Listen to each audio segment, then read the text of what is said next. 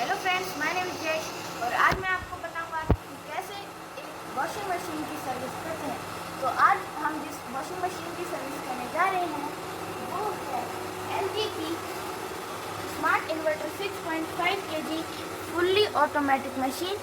और इसमें प्रॉब्लम ये आ रही है कि जब भी हम कोई कपड़ा इसमें धोते हैं तो इसमें कुछ स्टेन्स आ जाते हैं।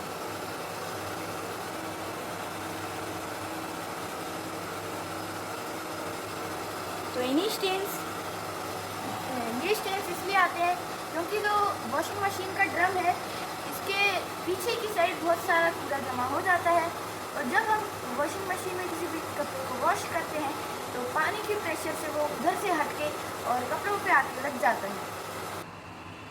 तो सबसे पहले मैं आपको इस ड्रम के अंदर एक फ़िल्टर रहता है, मैं आपको उस फिल्टर की कंडीशन दिखाता हूँ।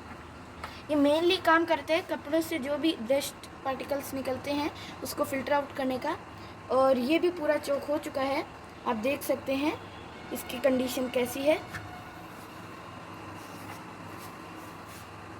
तो इस मशीन की सर्विस करने के लिए हमें सबसे पहले जो भी कपड़ा है अंदर उसको बाहर निकाल लेना होगा। सेकंड, जो मेन पावर स्विच है उसको बाहर निकाल लो। थर्ड, पीछे से वाटर सप्लाई को बंद कर दो। तो वाटर सप्लाई बंद करने के बाद हम इसकी इनलेट पाइप को निकाल लेंगे।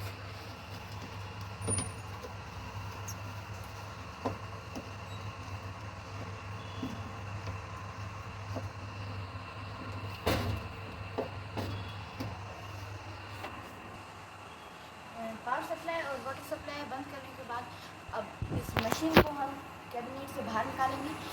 अब सबसे पहले इन दो कैप्स को निकालते हैं। अब कैप्स को निकालने के बाद ये दो स्क्रू खोलने हैं। अब दो स्क्रू इसके खोल लेंगे।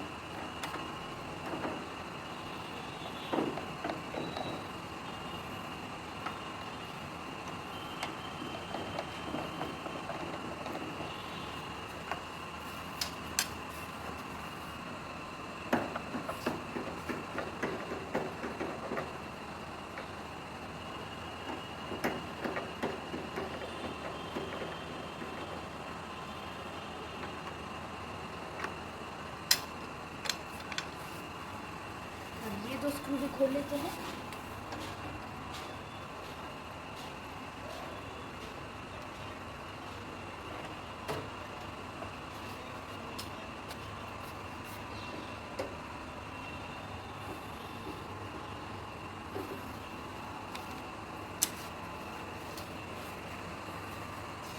ये वाले दो स्क्रू भी खोल लेते हैं।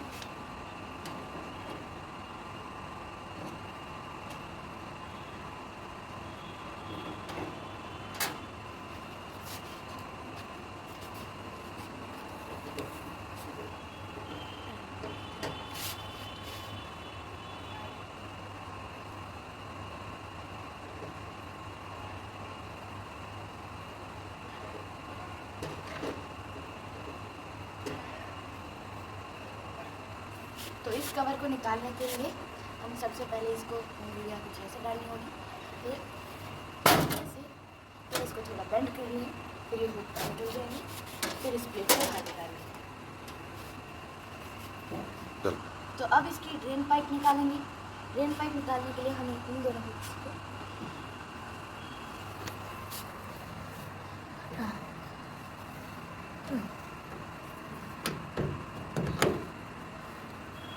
अब ये ड्रेन पाइप निकल गई है।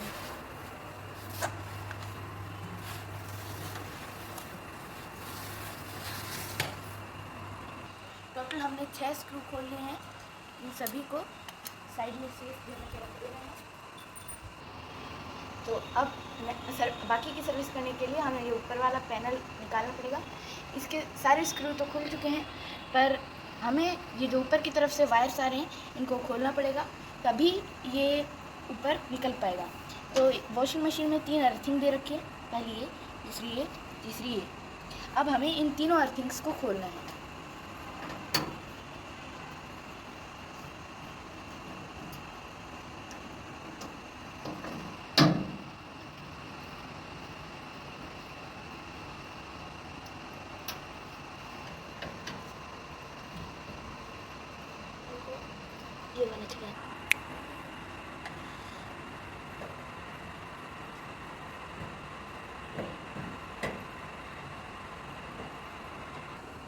देखिए हमने तीनों अर्थिंग खोल दी हैं।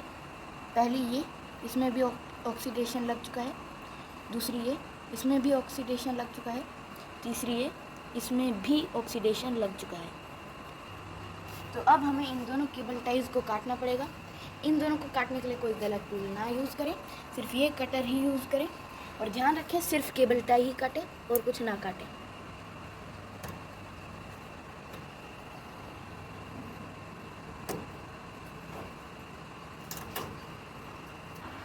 तो एलजी ने वायर्स को गीला, कनेक्टर्स को गीले ना होने देने के लिए एक बहुत ही अच्छा जुगाड़ करा है। कनेक्टर्स को एक पॉलीथीन के अंदर, पॉलीथीन को यू शेप में बांधकर 2 केबल टाई लगा दिए हैं। अब इन दोनों केबल टाइज को भी हमें काटना पड़ेगा। तो अब ये मेन कनेक्टर है जो कंट्रोल पैनल और मोटर के बीच में कम्युनिकेट करता है। तो इसको खोलने के लिए यहाँ एक लॉक दे रखा है। इसको यहाँ से यूँ दबाना है और इनको यूँ दबाना है और खींच लेना है।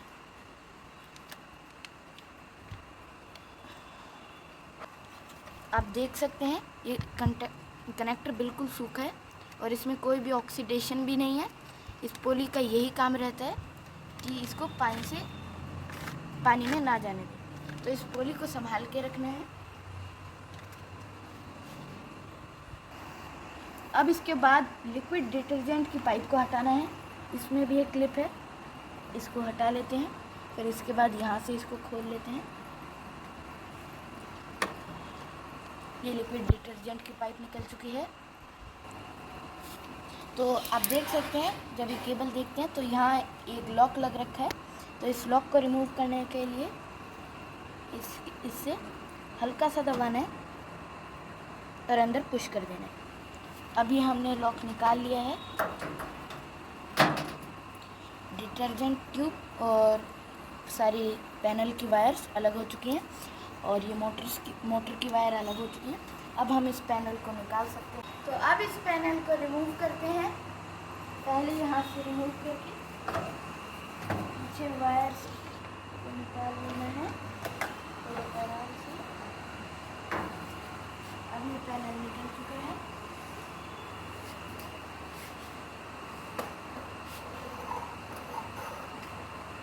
अभी पैनल निकाल लिया। अब ये पैनल हमने निकाल लिया है। इसको गीला नहीं करना है। और अब ये ड्रम दिखने लग गए हैं। इसमें 4 सस्पेंशन दिए हैं, 1 2 3 4। अब इन 4 को निकालना है जिससे कि ड्रम बाहर निकलेगा। ड्रम उठा के, ठीक है। अब हल्का सा ड्रम उठा के ऐसे सस्पेंशन बाहर निकाल लेने हैं।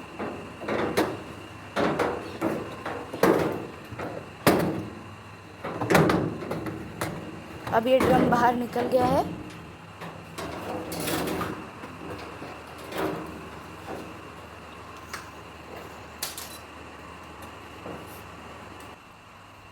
अब आप देख सकते हैं हमने चारों सस्पेंशन बाहर निकाल लिए हैं और मशीन के इस पार्ट में सबसे ज़्यादा रस्टिंग लग रही है।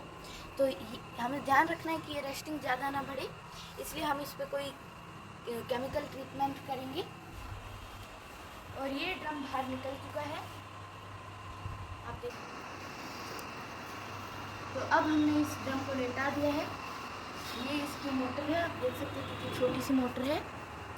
ये पुली, बेल्ट, ये क्लच और ब्रेकिंग सिस्टम, ये ड्रेन पाइप, वेस्ट पाइप और ये एक मोटर है जो जब इसको पुल करती है तब ये ड्रेन पाइप का वॉल्व खुल जाता है और इधर से सारा वेस्ट वाटर बाहर निकल जाता है।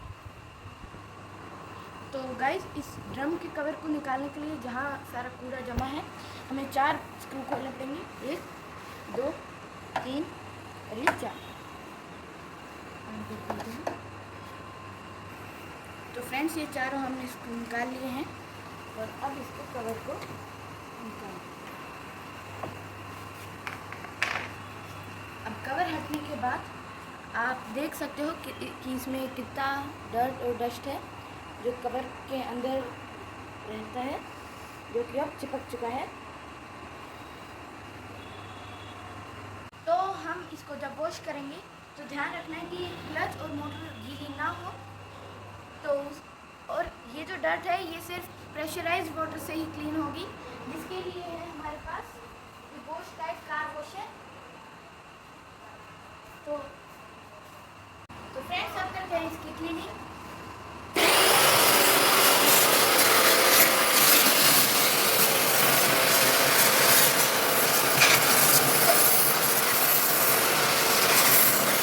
अब इसकी भी क्लीनिंग करनी है।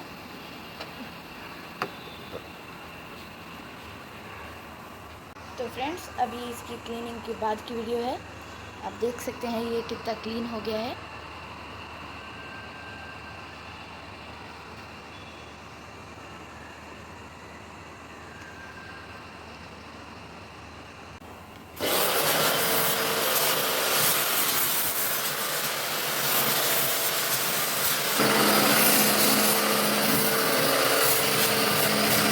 यहाँ क्लीनिंग चल रही है और अभी भी थोड़ा बहुत कचरा निकल रहा है मशीन के अंदर से।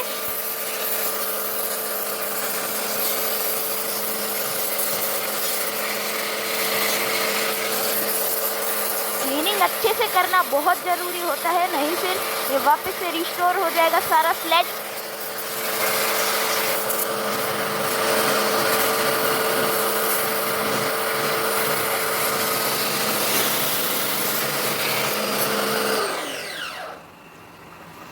तो गाइज आप देख सकते हो कि ये अभी कंटिन्यूसली स्लेज निकल रहा है। अगर हम नॉर्मल प्रोसेस से करते तो इतना सारा स्लेज बाहर नहीं निकल पाता, और यही सबसे इजीएस्ट वे था सारे स्लेज को बाहर निकालने का। और कंटिन्यूसली स्लेज बाहर निकल रहा है, आप देख सकते हैं।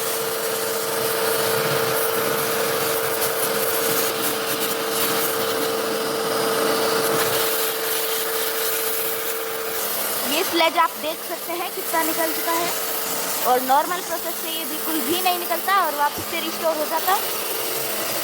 और यही एक प्रोसेस था इजी से इजी प्रोसेस यूज़ करना है आपको इस सारे स्लेज को रिमूव करने के लिए। तो फ्रेंड्स अब आप देख सकते हैं टब पूरा क्लीन हो गया है। आप साइड्स में भी देख लो कितना कूड़ा है। इतना सारा कूड़ा नॉर्मल वे से तो आ ही नहीं सकता। और आप देखिए टब के साइडों में बिल्कुल नीट एंड क्लीन हो गया है।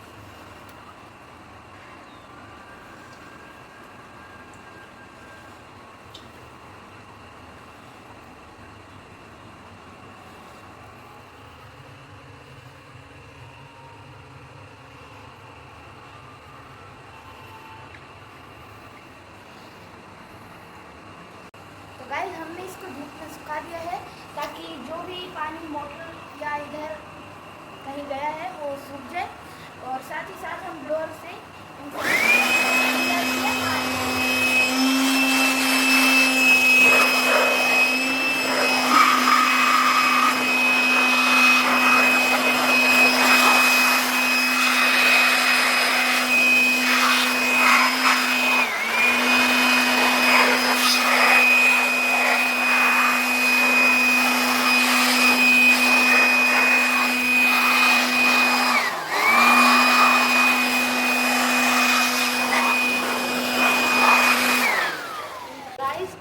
करके हमें इस रस्ट को निकालना होगा और फिर ट्रीटमेंट करना होगा।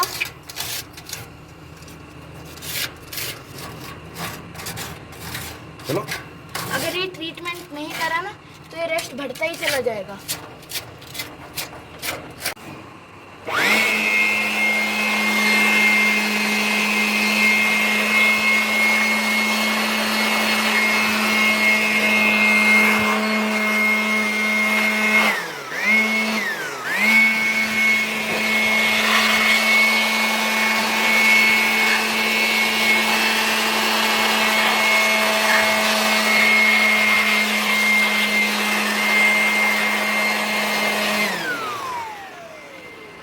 गाइस हमने पूरा क्लीन कर दिया है, अब इस पे ट्रीटमेंट करते हैं।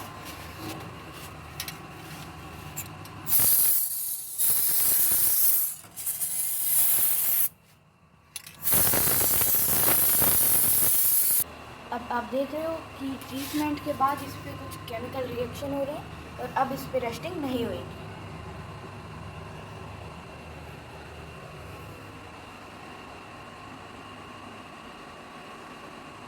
तो गाइस अभी ये पूरा ड्राई हो चुका है और अब हम करते हैं असेंबली चालू।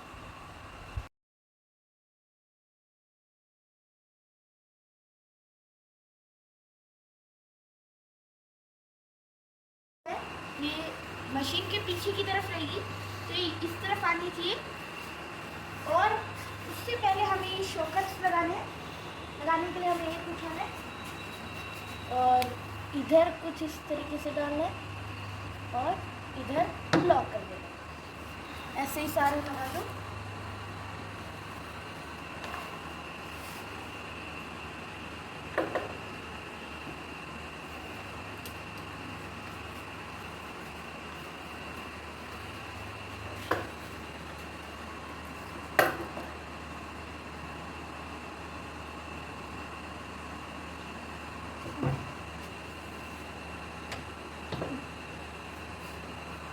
गाइस अब इस ड्रम को उठा के डालना है टब में, तो ये काम मैं अपने पापा से करवाऊंगा क्योंकि ड्रम बहुत भारी है।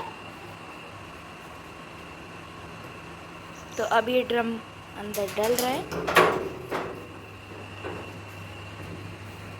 लॉक करो, इधर इनको स्लाइड कर दे इसके अंदर, उठा के बस छोड़ दो।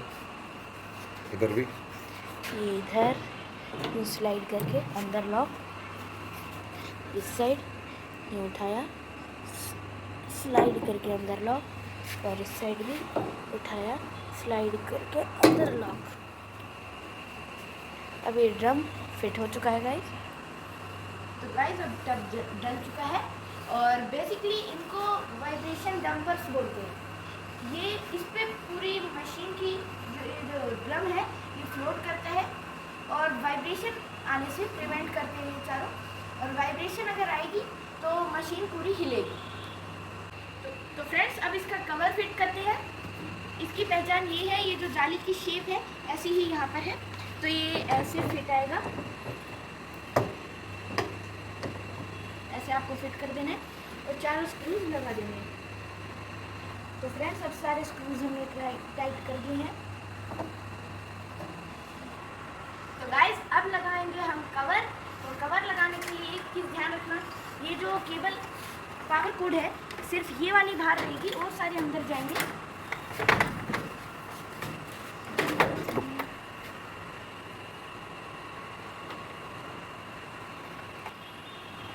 ये वायर्स यहाँ से अंदर जाएंगे और ये कवर यहाँ पर। तो गाइस हमारे पास टोटल 9 स्क्रू बचे हैं, जिसमें ये जो 2 सबसे बड़े वाले हैं ये आगे यहाँ लगेंगे, ये 4 मीडियम साइज के हैं ये इन दोनों जगह पे और यहाँ लगेंगे, और ये जो 3 छोटे हैं ये लगेंगे अर्थिंग के वायर्स के साथ। तो चलिए अब इन स्क्रूज को लगाते हैं।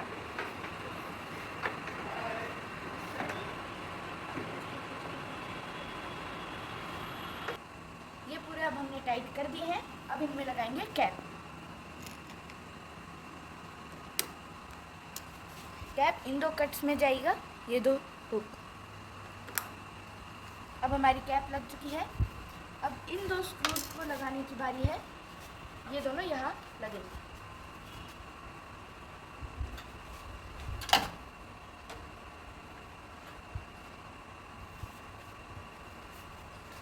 इसको टाइट कर देते हैं। तो फ्रेंड्स ये 2 स्क्रू भी लगा दिए हैं। अब बारी है इस डिटर्जेंट ट्यूब को लगाने की। तो सबसे पहले इसको सीधा करके ऐसे चौड़ा खोलना है, फिर इसको इंसर्ट कर दो, फिर इसको लॉक कर दो और यहाँ से इस ट्यूब को इंसर्ट कर दो और क्लिप को चौड़ा करके लगा दो। तो फ्रेंड्स अब बारी है अर्थिंग के वायर्स जोड़ने की। जैसा आप जानते हो कि इसमें ऑक्सीडेशन हो रखा है, तो मैं एक लुब्रिकेंट को यूज़ करूँगा इसको थोड़ा लुब्रिकेट करने की लिए, ताकि ऑक्सीडेशन फर्दर और ना हो।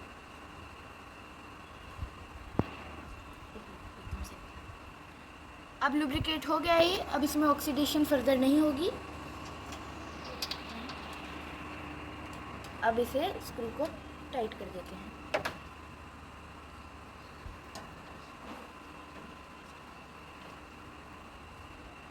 तो अब थोड़ा सा ऑयल लगा के इस वाले टर्मिनल को भी फिट कर देते हैं।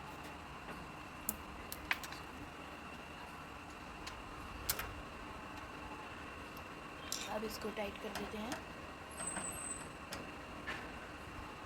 फ्रेंड्स, ये जो पुली है ये बहुत इम्पोर्टेंट रोल प्ले करती है, क्योंकि ये इस कनेक्टर को मॉइस्चर से बचाती है, क्योंकि ये कनेक्टर मेन मोटर का कनेक्टर है और इसीलिए इसको संभाल के रखना है। और इसके अंदर कोई अगर मॉइस्चर है तो पहले उसको सुखा लें, क्योंकि अगर मॉइस्चर अंदर ट्रैप हो गया तो ऑक्सीडेशन होती रहेगी।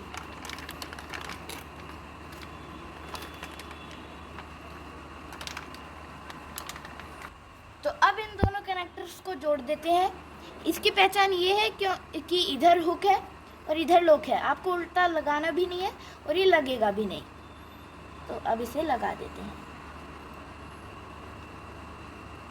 तो फ्रेंड्स, अब लॉक कर देना है हमें। अब ये लॉक है, इसको बड़े वाले छेद के अंदर से बाहर निकाल देना है। अब ये लॉक हो चुका है और अब पॉली को रैप कर देना है। कनेक्टर को बीच में रखना है और फिर ऐसे रैप कर देना है और ऐसे टर्न करके केबल टाई लेनी है उससे।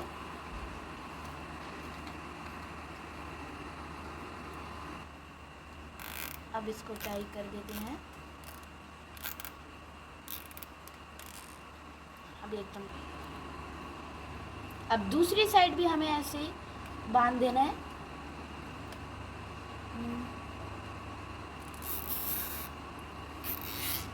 एकदम टाइट।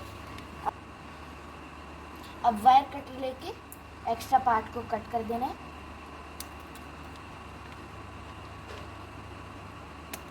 अब ये दोनों एक्स्ट्रा पार्ट कट हो गए हैं, इनको साइड। अभी कनेक्शन रेडी हो चुका है। इन वायर्स को अंदर डाल देते हैं और अब अर्थिंग जोड़ते हैं। अब एक स्क्रू था,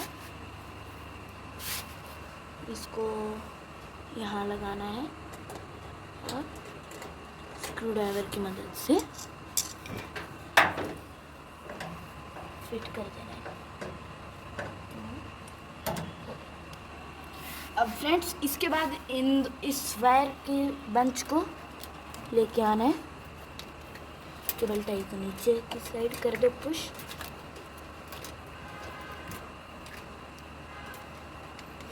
और ये जहाँ निशान है वहाँ केबल टाई को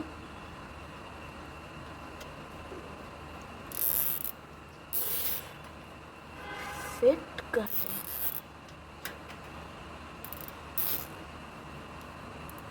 अब दूसरी केबल टाई को भी, अब इस केबल टाई को भी ऐसे ही टाइट कर दो। अब वायर कटर लेके एक्स्ट्रा पार्ट को कट कर दो।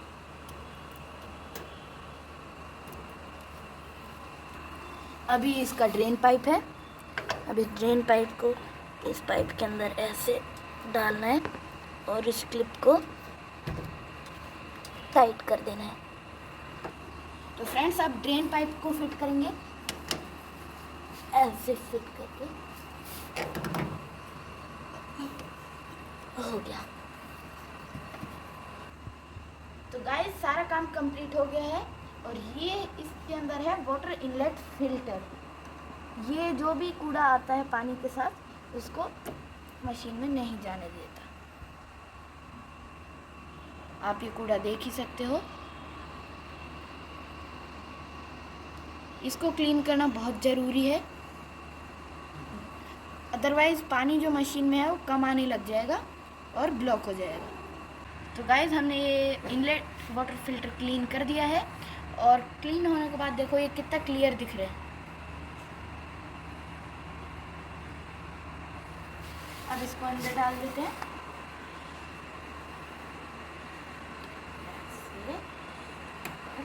ये वाला सीधा रहना चाहिए। तो गाइस अब कंप्लीट सर्विस हो चुकी है। अब बारी है इसके कवर को लगाने की। तो कवर में ये वाला जो पार्ट है ये ऊपर की साइड है, तो इसको नीचे से पहले इसको यहाँ फिट कर देना है, फिर थोड़ा सा बेंड करना है यहाँ से और अंदर फिट कर देना है। अब इसके दोनों स्क्रू लेने हैं, इन दोनों स्क्रूज को इन दोनों में लगा देना है।